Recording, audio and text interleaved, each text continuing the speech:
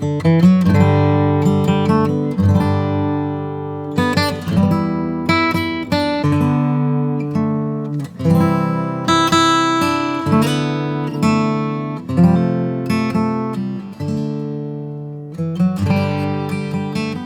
I would like to welcome you to this newest edition of A Few Minutes With, and it is my joy today to welcome the Reverend Dr. Amy Butler. Pastor Amy is probably well known to many of you. She has served at St. Charles Avenue Baptist Church in New Orleans. She has been senior pastor of Calvary Baptist Church in Washington, Riverside Church in New York City, and National City Christian Church in Washington. And I will say for those last three, she was the first female senior minister in history at those three churches. And she currently serves as interim pastor at Community Church of Honolulu. She's the founder of Invested Faith. And as if she's not busy enough in her life, she has just published her first book, Beautiful and Terrible Things, which came out just a few days ago. And she's about to embark on a continental book tour here on the mainland from Hawaii. So, Amy, thank you so much for your time. I'm grateful with everything else you've got going on that you were able to talk to me today. Matt, I really appreciate you making the time and being flexible to accommodate my crazy. It's great to see you. Absolutely. Before we start, I would like to ask, how is the recovery going in Hawaii? I'm thinking about not only the structural recovery that needs to take place, but just the significant grieving and emotional healing that needs to take place after the horrific fires out there recently.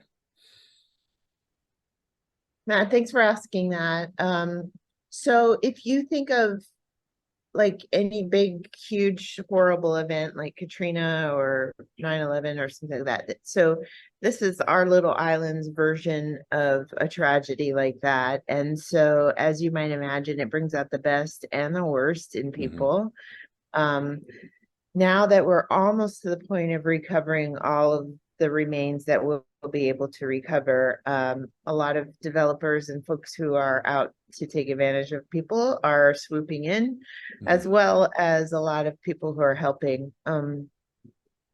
It's going to take many years to recover, and I think the people of Lahaina and the entire island of Maui, we have an Invested Faith fellow on the north side of Maui who is feeling the impact of this as well. And for those of us who are spiritual leaders, we have to wonder like what kind of spiritual trauma this will have in the long run. Lahaina, which was a whaling town and a historical touristy town, has now become in effect a cemetery. So we will never be able to recover everyone's remains. And so what does that mean from a theological, spiritual standpoint, and where do we go from here? We're just trying to figure it all out. Yeah, well, you've certainly got a lot of prayers and support, I know, from here, and we'll continue to pray for you. I cannot imagine being a minister myself and going through stages of grief with families as they've lost loved ones. I just cannot imagine being in a position where you're having to minister to that significant a number of community members. So we're certainly all praying for you during this time. Thank you so much. Well, let's turn to the book. And I have to say at the outset that this was powerful. It was emotional. And there was a holy blend of very heartbreaking moments and very soul-mending moments. And as I was reading this, I grew to admire you so much for the vulnerability that you are sharing with us and answering the call to write this. When you first started this writing process and put pen to paper or fingers to keyboard, depending on how you write, did you have any apprehension about even embarking on this process? And then even beyond that, did you have any consideration about where this journey was going to take you as you were writing? I love that question. Writing this book was hands down one of the hardest things I've ever done in my life. It took 6 years. I wrote it 4 different times. the publisher had an original idea and then wanted a different version, and then wanted a different version, then wanted a different version. So think about what has happened in the last 6 years. We had a huge political explosion happen in DC when Donald Trump was elected. We had COVID. In my own personal life, I was asked to leave my job in New York. I had to, like, so much happened over these 6 years. And so it was like write, rewrite, write, rewrite. And finally, by the end, I was like, I'm so sick of writing and reading about my own life. Just like get it done. Now it's for you guys to hold. I'm done with it. Well, I love that one strong theme that runs throughout, and you identified early on as relationship. And as a partner with that, I almost see presence as a co-theme that runs through it. And there were a lot of chapters early on, which I love, that bore the name, just the first names of certain people that you've encountered in your life, and each person being representative of a certain phase in your journey and your ministry. There had to have been a lot of other people, undoubtedly, that you considered bringing in as touchstones for your journey and left out. So, how difficult was that process, and how making the choice to not include them, the difficult choice, I'm sure, how do you continue to honor them even though they're not on the written page? Wow, that's such a good question. Well, first of all, I think the whole book is about my own belief and experience that we most authentically encounter the divine in our interactions with each other. And I think you probably will share this feeling, as many pastors do. We see like the most beautiful, tender moments of people's lives, and we see like the ugly underbelly of horribleness Oh, that yeah. people often bring with them to church. And we struggle, and I struggle, and I think you may have read this in the book, between differentiating who God is and then who the church is, and how Hmm. those two fit together or don't. So several of the people I write about in the book, Howard is one, Jesse is one, Laura is one. These are people who have impacted me so deeply and shaped my faith. But as you said, there are many who I did not get to write about, and maybe I'll include in the next book. But one of those who is not included in the book is my youngest son, Sam. Hmm. He's really mad because there is a chapter about Hannah and there's a chapter about Hayden, and Right. his chapter got cut. So he's banning the book. Yeah. Boycotting. Well, hopefully you can make it up to an extra long chapter, like you said in the second book. Um, you mentioned in your answer just now things that would resonate with me as a minister, and there's so much about ministry that you give words to in this that are important, not even just for ministers, but I think for people who may think they know what ministry is, but really aren't engaged in ministry, and especially the difficult things, administrative struggles, conflict. The You talk about the stress of trying to be a non-anxious presence when you're visiting people in the hospital. Um, have you ever had anybody that was a member of your congregation ask you really what ministry was like? Because a lot of people, and I know this is a snarky thing, but it's shared among many, a lot of people think ministers just work on Sundays and we coast the other 6 weeks. But has anybody ever actually engaged you on what ministry is? Yeah, how many of us have had that? Wow, I love a job where I only have to work an hour a week. Yeah. Um, so this has been, so I'm just now beginning the book tour. So it's fun to talk to you now at the beginning. It'd be interesting to talk at the end and see if this changes. But I think, I don't want to speak for my congregation, but I think there's been a general sense of bafflement. Like, are you serious? Like, is like really? I never thought about it that way. When we had the book launch on Tuesday night, there were several ministers in the congregation, and they were the ones who stood up and said, "Oh my God, thank you so much for writing about, what I'm." And I think the rest of the people were like, "Oh, you know, it never occurred to me that ministers are real people and they, make mistakes and they have doubts about their faith." And Mhm. so it'll be interesting to see on the tour whether people resonate with it or whether they're offended by it. But I will say so far, most of the ministers I encounter are like, "Oh, thank God," like, some like somebody's saying what our lives are actually like. Well, unless you're blessed with a pastoral congregation or a segment of a congregation that exhibits pastoral care for the clergy, it is largely an unknown. And so I'm one of those that thank you for putting out there just what this is. I mean, it's not, we do seminary, we launch right in, we're good to go. We work 1 day a week, everything writes itself, the administration takes care of itself and that sort of thing. Also, But we're it's, perfect and we don't have any problems in our lives, and we're also very holy. I will be the first to say I'm not perfect. Right. Well, it is a journey.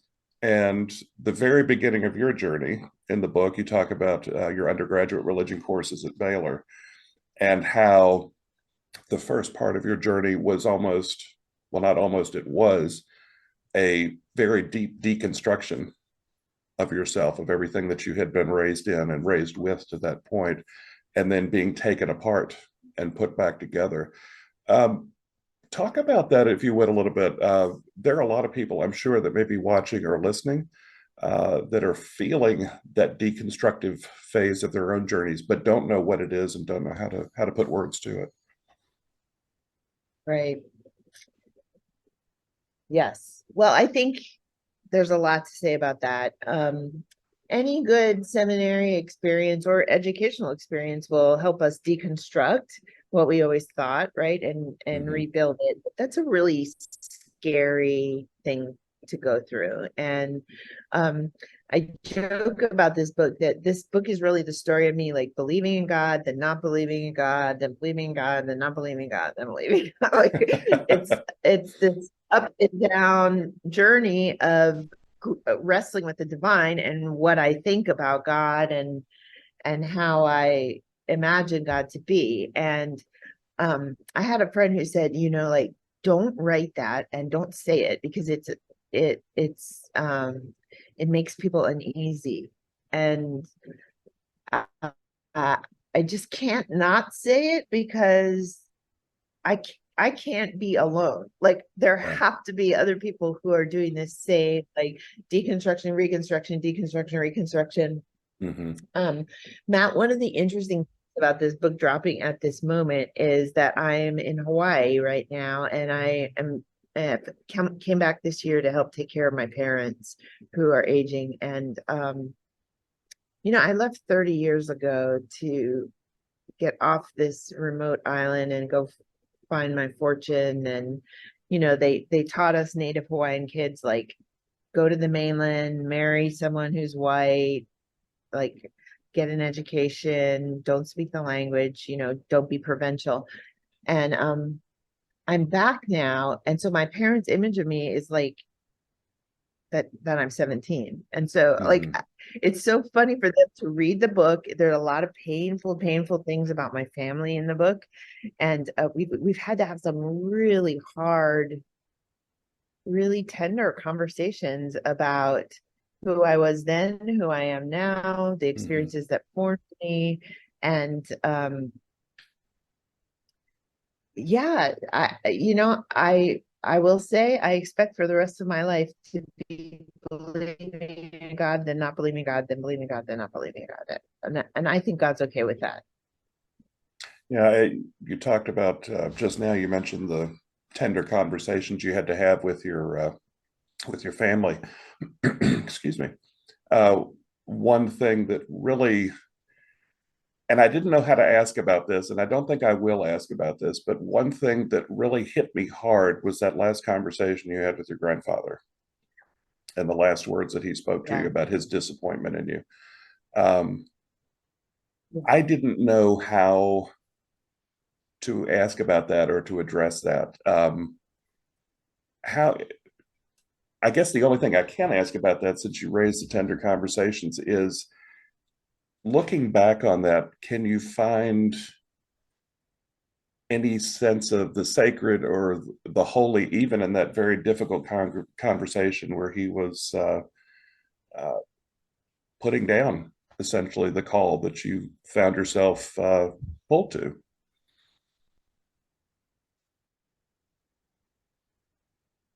You know, thank you for being so gentle about that.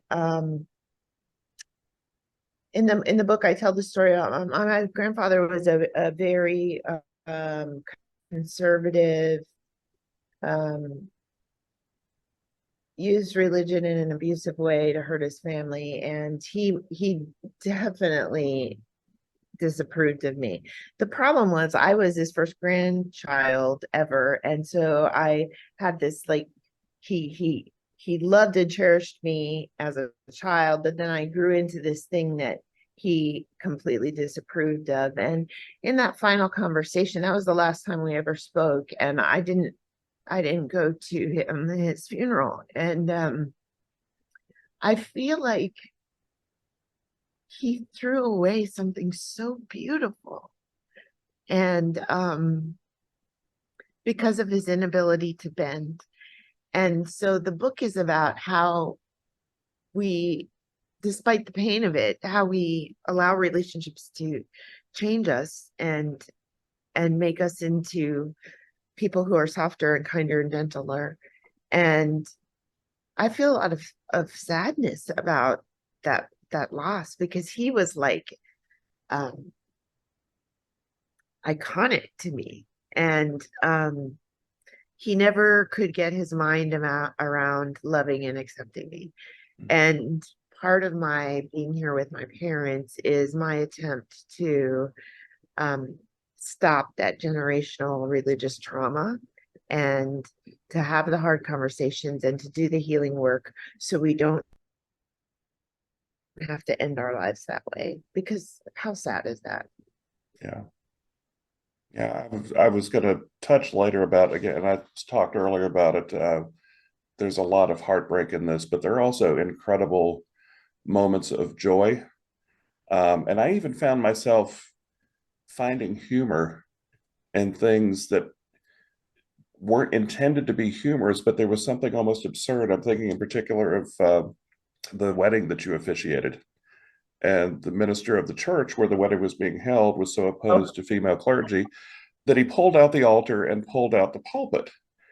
And yeah. immediate response was, that's incredibly hurtful. It's incredibly disrespectful of her genuine and deep call into ministry.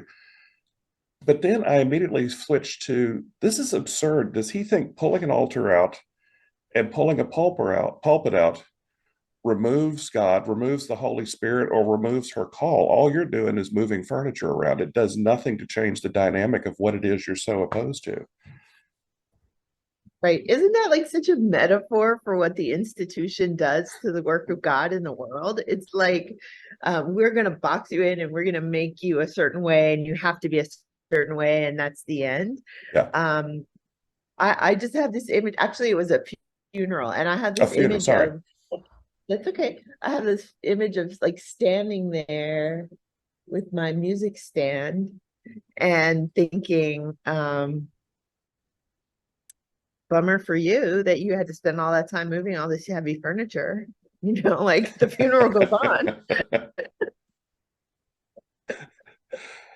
Yeah, it is a good metaphor because, changing the physical structure, the committee makeup, the vestry makeup, the administration, the layout of the room, you can shift it all you want. All you're doing is burning excess calories. It doesn't do anything to change the underlying holiness or dynamic of what it is that's being done in those spaces. But yeah, there were so many instances where I saw things that were joyful, but I also saw humor, and then it's you encapsulate so much in this. And I wonder if you could talk about, since we're here, this lifetime of experiences, both the heartbreaking ones, but the extremely joyful ones, and the encounters that you've had, thinking about them over the spectrum of your life, but then suddenly seeing that they've all been compressed into a 200-page book together, and you're looking at them not as individuals, but just the totality. How did that feel when you got to that point? Oh my God. Matt, it was last week when I actually held the book for the first time and I picked it up out of the box and I was like, is this it? Like, are you serious? Like, this is it? Like, and like so much work and so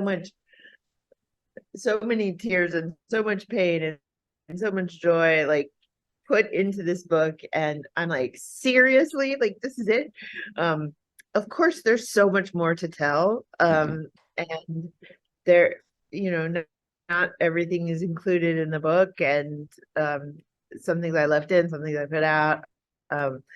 But I hate to say I probably have to write another book because I really don't want to, but any of us who do this work have the most crazy town stories that have to be told in some way or another. And so it's funny that you asked that question because I really had this sense like, seriously, this is it. But to have, I've never written anything like that, so I can't, but I can only imagine how it feels to have tangible in your hands something that did take so much emotion out of you and take so much time, and not just time in writing, but time in editing and cutting and adding, and just the time in reflecting. So to have all of that in a book in your hands, I can only imagine how that feels. I got a sense of it from your post on Facebook when the photo of the open box was there. Yeah. Yeah. I do have to say, if you take a minute to read the acknowledgments, I write a lot about Portia Burke, who is my editor, and she is a saint of God. Like I would send her this stuff and she'd be like, well, you sound like a bitter bitch. So like, you need to tone this down. Is this helpful in any way? Like does this add to the purpose of the book and what you want the book to be? And she said it in such like sweet, loving ways that I think all of you are the benefit of her tremendous work. She's such a great editor. So yeah, there's a lot of things I would have probably put in there that she was like, let's not do that. One thing that did go in the book that I did not intend to put in the book was the story of sexual abuse as a child. Mhm. To me, um, years of therapy, and that just it had not been a significant part of my journey. There are other things that have risen to the top that have been more angst provoking than that. Mhm. Um, she really just said like, you know, um, 3 out of 4 women this happens to, Mhm. and many men as well. And, you need to use this book to give voice to the experiences that so many of us have. And so I've been curious I will be curious to see how that lands on people's ears, and how I feel about that. It'll be interesting. Well, and it's handled in such a subtle way. I mean, as I was reading it and I got to that section, I read it through once and then I kept reading, and then something made me stop, and I thought, what, I don't think I read that right. And so I went back and read it a few times. And again, it's another gut punch that you've experienced in your life, but the way you wrote it in, uh, there was, this is going to sound horrible and it's going to sound wrong. There was a gentleness about it, and the way you presented it versus the gentleness of the moment, I think, is what I'm struggling to say. No, I think you're touching on what I'm trying to express, which is for many people, experiences like that are life defining. For me, like the conversation with my grandfather was so much more painful. And so it is what it is. One thing I will say about that is, I'm not the only one in that story. My Right, sisters are there with me. right. And so that was one of those conversations where they had to kind of say to me, like, you're telling your story, but you're outing us too. Like you're telling our Hmm. story too. So I I want to say thank you to them for being brave and for just being with me in this story. Yeah. Well, again, thank you again, and I'll probably say this many more times before we're done, but thank you again for the. Uh, it takes a lot to demonstrate vulnerability, even in a one-on-one conversation. To do it in a book published internationally that tens of thousands, hundreds of thousands of people hopefully will read. Um, that's vulnerability on a scale I can't imagine. So I hope you get a lot of hugs and a Well, lot of embrace. I'm the queen of public scandal. I mean, everybody like when my life falls apart, it happens on the front page of the New York Post. And so I'm just like, well, like I could try to hide all this stuff, but like I'm not very good at it. Yeah. So let's just talk about it. Well, let me shift gears for a little bit away from the narrative journey and talk about something that I admire so much about you, and that's your preaching. Um, and I love the line that you included there about I think it was the first tries of preaching are universally dismal. I think that was the phrase you used. Um, and that it takes a very generous, loving congregation to nurture and to hear these things and do the loving critiques and responses. Um, it resonated with me because I had an opposite experience early on. Now, if I touch one person with a sermon and they leave saying this really resonated, I feel like I've done what I needed to do. I will say I'm anxious every single time I'm getting the pulpit. The nerves are just horrible. But early on, this was in seminary. I was at my field ed parish. I preached a sermon, and a member of the congregation said, "You got to this point," and I stopped listening. Wow. I was trying to preach, the old Karl Barth saying, "Newspaper in one hand, Bible in the other." I was trying to preach in a way that I felt powerfully called to prophetically. Their complaint was, if I preach that way, I'm going to turn off half the congregation. And my question back that I didn't ask, and to this day I kind of regret doing it, what about the other half that needs to hear this? So there's that fine line. So how, because you are such an impactful preacher, and I'll put in a shameless plug for the Festival of Homiletics. I'm looking forward to seeing you in Pittsburgh in May for that.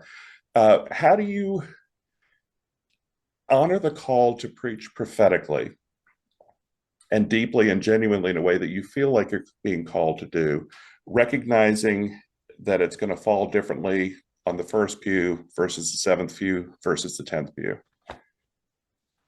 Yeah, that's such a good question that all of us are struggling with. And there was a film student at NYU who did a mini documentary about my feelings about this. That is on my website, pastoramy.com. So if you want to hear me talk more about that, you can go there. But I well, first of all, I have to say, a lot of people don't know this about me. I never took a preaching class in seminary. No. Um, the reason for that is I went to seminary in Europe during a time when Southern Baptists were going through really big chaos. And Mm-hmm. so I was a Baptist and I didn't think it was fair that women could take, you know, classes and not get credit. So I went to a seminary in Switzerland, which was it was a pedagogy that was more German and traditional systematic theology. So Mm-hmm. I learned a lot of systematics, I learned a lot of church history, I learned Greek, I learned, all those things. but I took one pastoral care class and no preaching classes. And so the church committee at Calvary, my first church, never asked me how many sermons I had preached when they were interviewing me. They didn't know that I had preached like two or three. And at the end of the third week, I was just like, I got nothing else to say. Hmm. And that's when I met the pastor across town, who is Jim Somerville, who's now the pastor of Richmond's First Baptist Church in Virginia. And he was like 25 years ahead of me, and he could see I was like struggling so bad. And so we had Monday morning coffee every Monday, and we would talk about the texts that were coming up, and I mean, he taught me how to preach. He taught me how to preach. And I eventually did get a degree in preaching, so I did take some classes in preaching, but I just have always felt that if you leave a church service or sermon feeling comfortable, then I have not done my job. Like, Hmm. it is my job to disquiet you, but in a public way, but maybe in a personal way too. Like, I'm not interested in entertaining. Hmm. Um, and and so um, that's made a lot of people mad, as you experience. But I mean, like, Jesus got killed, so I don't know what we were thinking Hmm. that, we are gonna make everybody happy.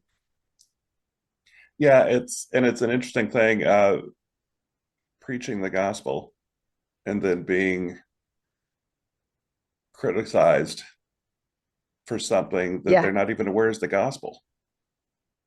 And I think I've even heard you say in the past that getting criticized for preaching something, it's like all I did was say exactly what Christ said. This is nothing new. This is not me saying this. Yeah.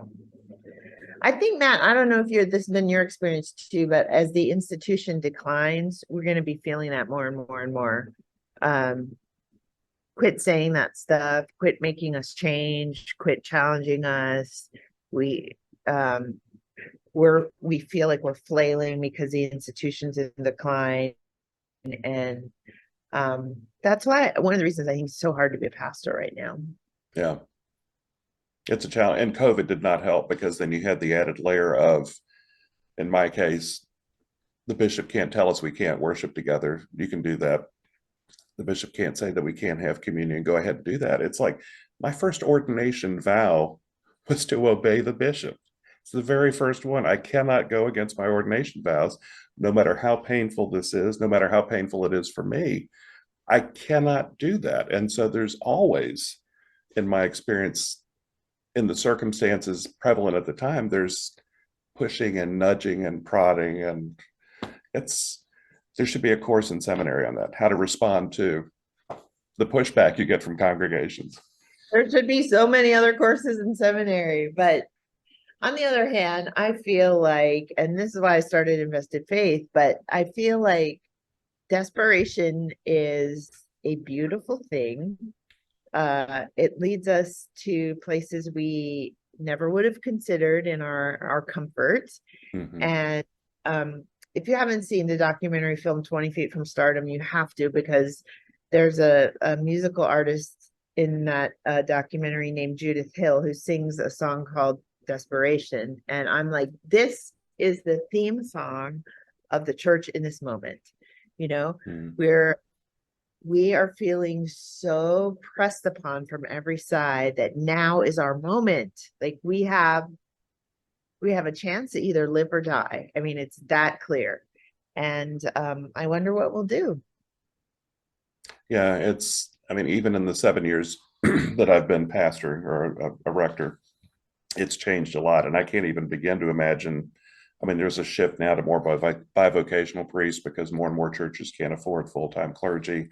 Some can't even afford half-time clergy. So it will be it will be interesting to see what happens, as you said, with this decline that we're seeing. But there's also hope in it. And I'll step aside here. You've mentioned invested faith a couple of times, and I know that's something that relates directly to the decline of certain churches and the painful and I know sorrowful closing of some churches. But out of that, you came up with this incredible program that becomes a blessing that grows out of the ashes of loss. Talk a little bit about what invested faith is.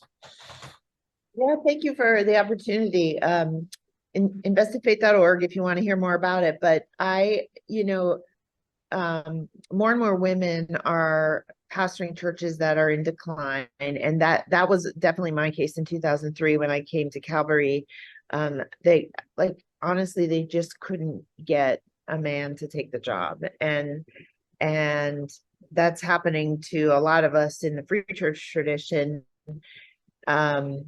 And then beyond that as well. But I looked around and I thought, like all of these huge churches that we built in the 1950s with these huge education wings, and that they're in decline. And here we were at Calvary right in the middle of downtown DC. And I was 32 years old, so I was like extremely qualified to deal with a downtown developer, obviously not. And we really got taken for a ride, and that was happening to a lot of churches in our neighborhood. And in fact, in 2014, when I went to New York, I thought, well, one of the reasons I want to go is because the Riverside Church can be a place that can show maybe the rest of Christendom like how to pivot, right?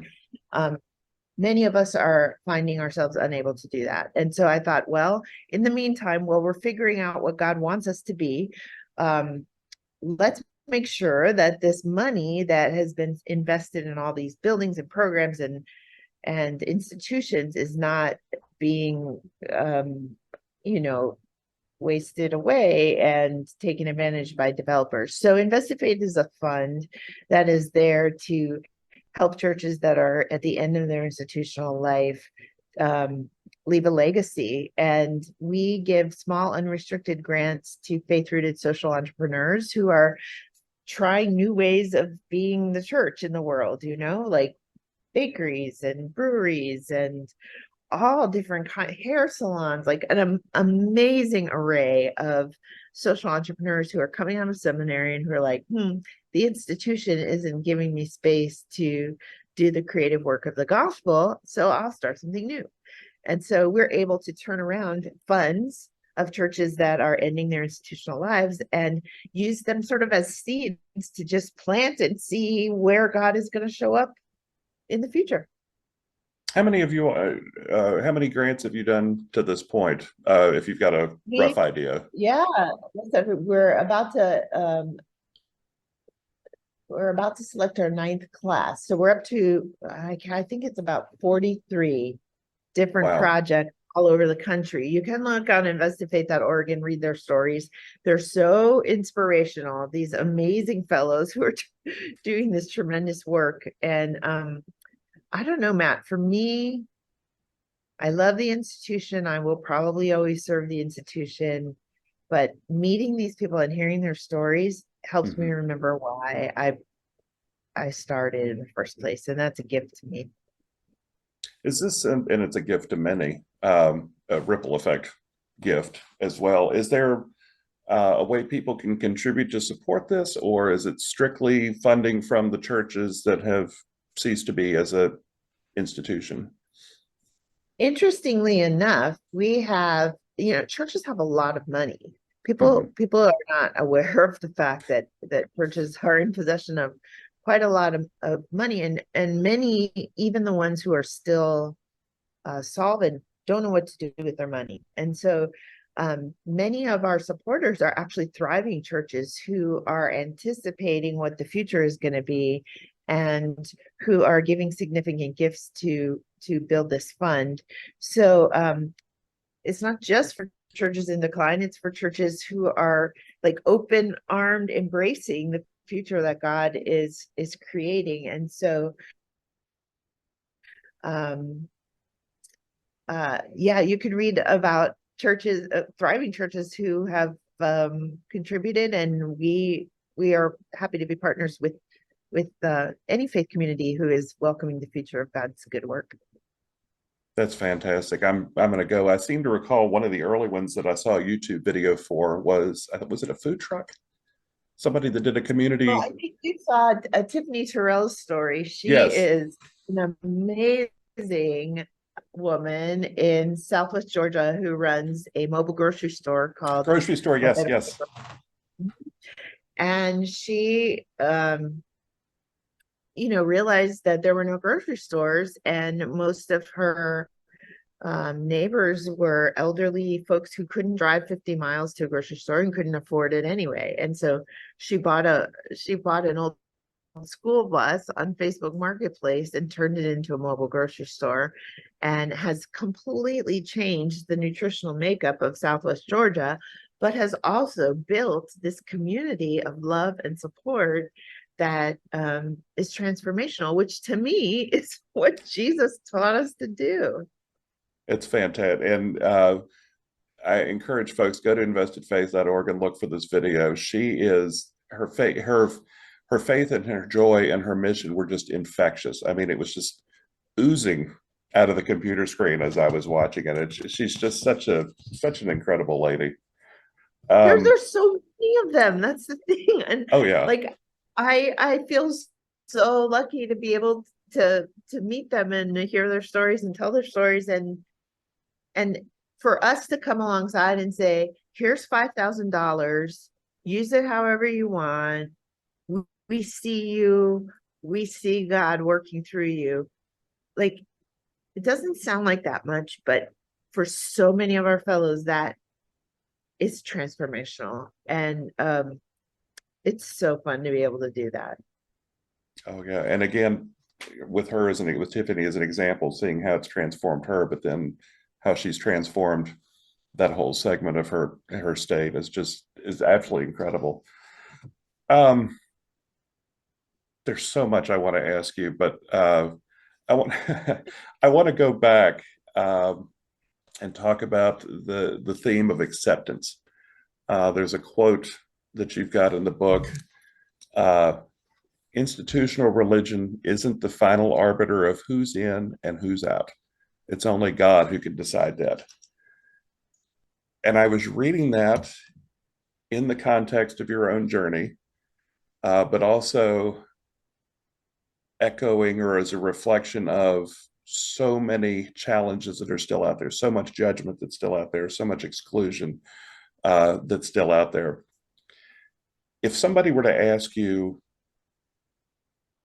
come up to you and say, help, how do I go in my community where I may be a lay leader or a clergy person or something, and these barriers and this judgment are there, and I'm just fighting to knock this down to make the community more accepting. What is something you would say if they're going in and facing what seems like an insurmountable challenge? And I know that's not an easy Well, question to answer in a soundbite.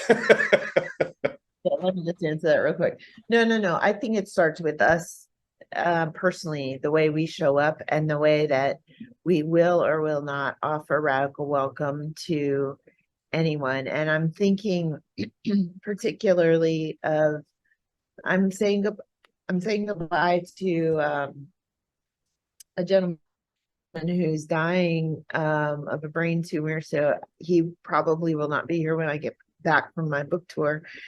And he grew up in this church, but left the church because of all the reasons people leave the church. And I met him when I came in February because he wanted to talk about spiritual things. And I remember the first meeting, his wife came in and she said, I hate God. Like, I hate, if God even exists, I hate it. It's so unfair. I hate God. And I said to her, yeah, I sometimes do too.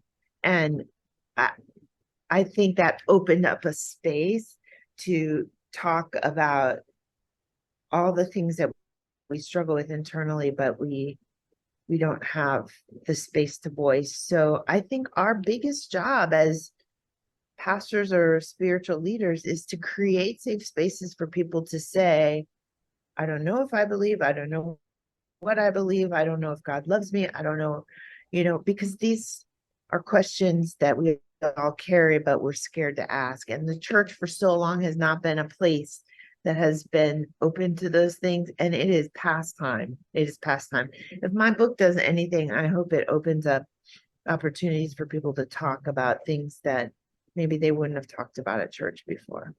Yeah. Getting towards the end, because I know we're getting close to time, but one thing I love to ask when I have a conversation with somebody who's written a book is there something as you finish the last page and sent off the manuscript that was in there that you were not expecting at all when you first started writing, something that surprised you about the process that just appeared without you realizing it was going to be in there? That's a good question. Well, as I mentioned before, I did not intend to write about sexual abuse, and one of my big concerns about that was that would become my identity for people. So we'll see how that pans out. But I will say one of the most powerful parts of this book for me was recording the Audible version of it. Because I write about these things that have happened to me decades ago. And I was so surprised at the parts that still made me cry. Like, you know, if you listen to the Audible book, chapter 5 is called Suitcases. It's about my divorce. You know, I've been divorced for 16 years, and I couldn't get it through that chapter without crying, you know. So I think the thing that surprised me is not what's in it, but the fact that the things that are in it are still so impactful in my own life. And I hope that comes across in the pages and is helpful for people when they read it. Do you think you experienced a little bit of healing as you were writing this, even if it was just a smidge here or there? Yes, and that's why it took 6 years to write, because you know, the goal is to write from your scars, not from your wounds. And so my intent was not to bleed all over people. My intent was to talk about some of these things in a way that was healed enough for people to use my stories as a way of telling their own. Yeah. Well, I hope, as I mentioned earlier, tens and hundreds of thousands of people buy this book or get the audiobook or something. I was reading a digital version, so I highlighted a lot with my finger. I'm sure if I had the hard copy, it would be completely covered in highlighting and side notes and everything else. But there's one passage that has stood out to me, and I should have asked you at the beginning. I wager the answer is yes. Do you have a copy of the book close by? I do. In reflecting on the division that's in the country right now, division in politics and in some faith communities and that sort of thing, there was one passage in particular that I think really resonated strongly with me and gave me a really powerful word of hope. And it's the last two paragraphs on page 127. So I'm wondering if you would mind closing our time by sharing those two paragraphs.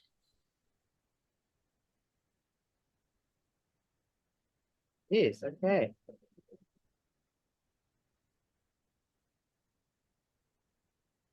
We're not as different as we like to pretend. Look honestly into the eyes of another and you'll recognize your own pain. When that person looks back with shared awareness, the crushing weight of that pain eases just a little. The weight of lonely striving is suddenly shared by two. I'm no longer alone. And the isolation that makes my pain life-threatening is pushed back, and hope can begin to poke its head through the darkness. We pay attention in the class of life, we'll learn quickly enough that grace for another is inextricably tied to grace for ourselves. What a beautiful world could emerge if only we became both generous lenders and mindful recipients of such lavish grace. Amen. Thank you so much for the gift of your ministry, for the gift of your writing. As hard as I know as it was for you, the gift of your vulnerability and sharing these things with us. If people want to learn more about your ministry, and your journey, where can they go? You've talked about investedfaith.org, but where are some other places folks can follow along with you? Yeah. Join me on pastoramy.com. I'm going to be blogging about every adventure that I have on my journey. So starting today, I will be writing about the book launch on Tuesday night, and then I have 12 stops along the way, and you can follow my schedule on pastoramy.com. And I sure hope I'll see some of you along the way. Maybe I'll even see you, Matt. Oh, I'm planning on coming to Richmond. It's only 2 hours away, so I'm hoping to see you get a front row seat on the 30th. Awesome. Well, Thank thank you you. again. Thank you again so much for your time. It's been an honor for me to have this time with you. So thank you for what you're doing and for what you continue to do. Hey, Matt, thanks for the opportunity. I'm really grateful. God bless.